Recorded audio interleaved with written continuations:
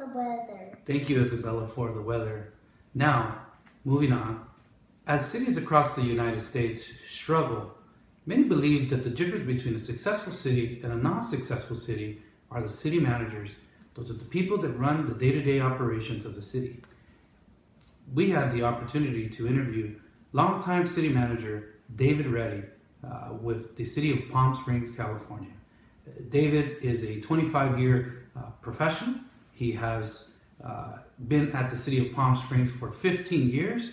Before that, he was 8 years as city manager in Flint, Michigan. Joining us today is David Reddy. David, welcome to the show. David, what is your management philosophy in the city of Palm Springs?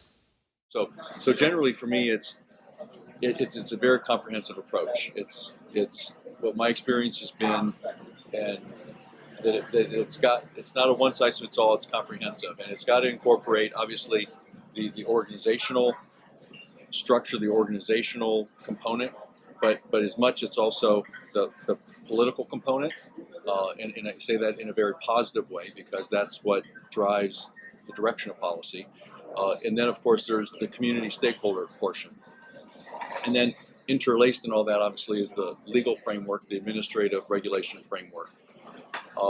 So all those sort of things have to come together if you're going to be able to sort of govern in a meaningful way. So that is an overall arching. David, what's the driver to this philosophy? What informs it? And I think part of it comes from spending a lot of time on the theoretical side, because for me, the striking thing that occurred is that all the years you spend in learning good government, what I found is that fails in about 10 minutes in the political reality unless you're able to sort of bring these together in a cohesive way. And I'm not being critical of the theoretical, because the theoretical approach of good government makes perfect sense. But until you can really implement that with the political side, so for example, in Flint, Michigan, facing the biggest deficits ever, but you could never run the city like a business because of the culture. And so all the good management decisions you could make failed. And they failed because it didn't deal with the political component. So to the extent you can get your arms around that and move everyone in that direction, then you get the political side on board. And how does that actually manifest in Palm Springs? So a lot of input is needed. A lot of community input is needed. And what I've come to find is that to the extent I get neighborhood organizations more involved in these difficult, complex decisions, whether it's what streets to pave, where you're doing your resources, that feedback loop back to the city council is what helps me get the policies implemented. Because that positive feedback then with city council gets me better resources to get the job done. David, how do you implement policy in the organization? I work on the implementation side first. How is this going to be implemented? What are all the complexities involved? And then I have to figure out which of those are doable, because if they're not, it doesn't make sense to bring them forward unless I know how to implement them.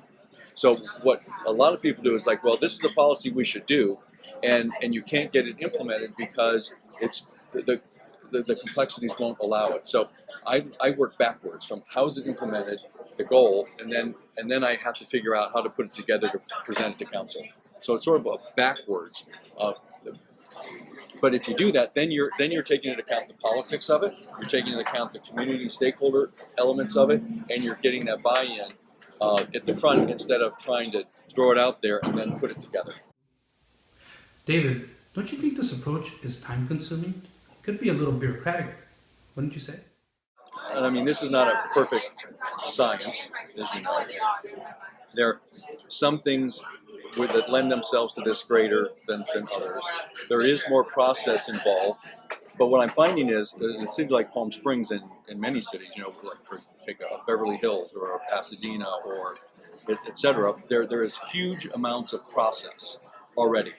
The development process in any town, pretty much.